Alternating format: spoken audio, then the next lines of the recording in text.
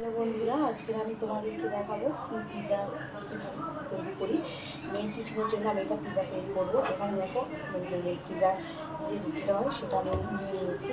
আর এখানে আমি ক্যাপসিকাম আর তোমার হচ্ছে কি পেঁয়াজ এরকম করে কেটে নিয়েছি।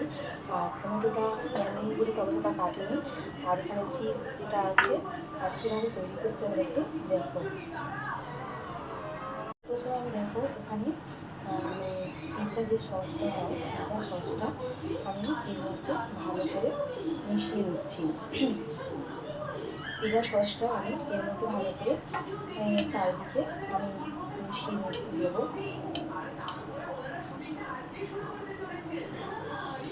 সুন্দর করে ভালো করে আমি পিৎজা সসটা মিশিয়ে দিলাম।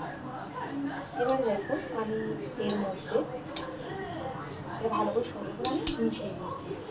এর মধ্যে আমি চিজগুলো এরকম করে একটু ছড়িয়ে দিলাম।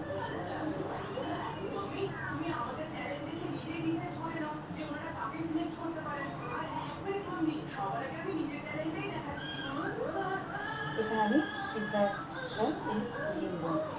আর এখানে আমি একটু করে সাজিয়ে নেব। টমেটো বাটা নেই, পেঁয়াজ আর ক্যাপসিকাম এগুলো দিয়ে আমি সাজিয়ে নিচ্ছি। আমার মতো করে এটা সাজিয়ে নিয়েছি। এবার এর উপরে আমি দিয়ে দেবো অরিগ্যানো। এর উপরে আমি এখানে দেখো ছড়িয়ে দিচ্ছি অরিগ্যানো যে মশলাটা হয়, এখানে আমি একটু অরিগ্যানো মশলাটা ছড়িয়ে দিলাম। আর এখানে একটু উপর থেকে আমি চিলি ফ্লেক্স একটু ছড়িয়ে দিয়েছি।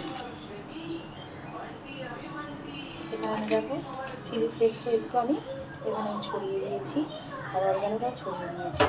এবারে এর উপর থেকে আমি আবার ফিরে একটু গার্নিশিং এর জন্য আবার আমি দিয়ে দিলাম যে বাকি আমি রেখেছিলাম সেগুলো আমি দিয়ে দিয়েছি। বাকি যে চিজগুলো ছিল রাখা হয়েছিল সেগুলো দিয়েছি। আর যত বেশি চিজটা দেওয়া হবে আমার মনে হয় তত একটু টেস্টি হবে আর খেতেও ভালো লাগবে। তাই আমি এরকমভাবে একটু দিয়ে দিচ্ছি। আর যেহেতু বাচ্চারা একটু চিজটা পছন্দ করে সেই জন্য আমি একটু চিজটা বেশি করে এর মধ্যে স্লাইসগুলো করে একটু দিয়ে দিচ্ছি। আমার মোটামুটি এটা তৈরি হয়ে গিয়েছে। এবার আমি এটা বসিয়ে দেবো। আমি বসিয়ে দিয়েছি অলরেডি। আর একটা ঢাকা দিয়ে দেবো। এটা 20 মিনিট মতো হতে থাকবে, তারপর তোমাদেরকে দেখাবো। ঢাকনাটা খুলে নিয়েছি। পিৎজাটার এই অবস্থা। চলুন দেখা যাক পিৎজাটা এবারে কাটা যাক। তারা হারিয়ে হয়েছে।